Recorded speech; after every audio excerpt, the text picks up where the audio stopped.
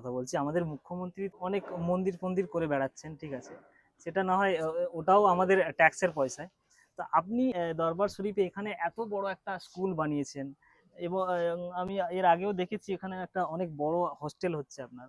তো সেগুলো নিয়েও প্রশ্ন ছিল। তো এগুলো তো অ্যাকচুয়ালি অনেক টাকা পয়সার ব্যাপার।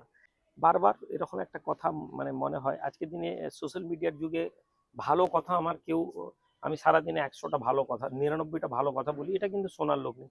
আমি একটা ভুলভাল কথা বললে না এটাই ভাইরাল হবে, লোক এটাকে নিয়ে আলোচনা করবে, সমালোচনা করবে।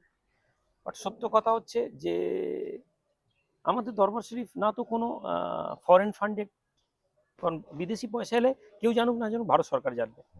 নাম্বার 2, আমি অন ক্যামেরায় প্রায় বলি, আপনাদেরকে দায়িত্ব দিয়ে বলছি, সে যারা মনে করেন যে পলিটিক্যালি আমরা ফাইন্যান্সিয়াল হেল্প পাই তাদেরকে বলছি, যারা মনে করছেন যে আপনি জানলে অবাক হবেন, আমরা জাকাতের পয়সা আমরা কালেকশন নিই না, অথচ জাকাত একটা অনেক বড় সোর্স পয়সা আসার।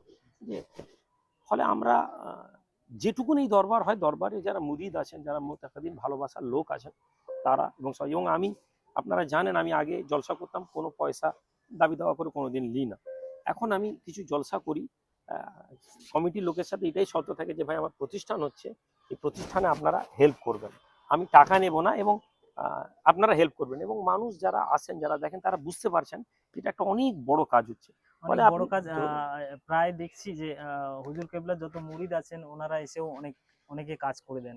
জি জি জি জি ওনাদের প্রচুর মেহনত আছে, হ্যাঁ হ্যাঁ, দেখেছি। এবং এবং ওই যে জলসা গেলাম তাদেরকে বললাম, ধরুন আমার 3 লাখ ইট লাগবে, আমি এবার বললাম যে ভাই জলসা কমিটিকে বললাম আমাকে 3000 ইট একটু পাঠিয়ে দাও, এবং আমি অর্গানাইজ করে দিই, আমি যে ভাটাওয়ালার ফোনপে নাম্বার বা ফোন নাম্বার দিয়ে দিচ্ছি, ডাইরেক্ট আপনারা কথা বলে তারা, আমি পয়সা নিই না, আমার এটাই কন্ডিশন থাকে যে আমি টাকা নেব না।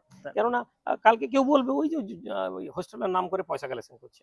ফলে আমি এখান থেকে একটা জলসাগুলো যেগুলো করি, জলসায় মানুষ যারা দাওয়াত দেন, সবার না, অপরিচিত জায়গায় আমরা এগুলো নিই না, শুধুমাত্র যারা আমাদের দরবারের মুরিদ যারা আছেন, যারা দরবার শরীফের এতেই জলসাগুলো করেন, তাদেরকে বললে তারাও একটা ইনডাইরেক্টলি হেল্প করার একটা সুযোগ পান, কারণ কেউ তো এরকম বলতে পারবেন না যে আমি চাঁদা কালেকশন করি।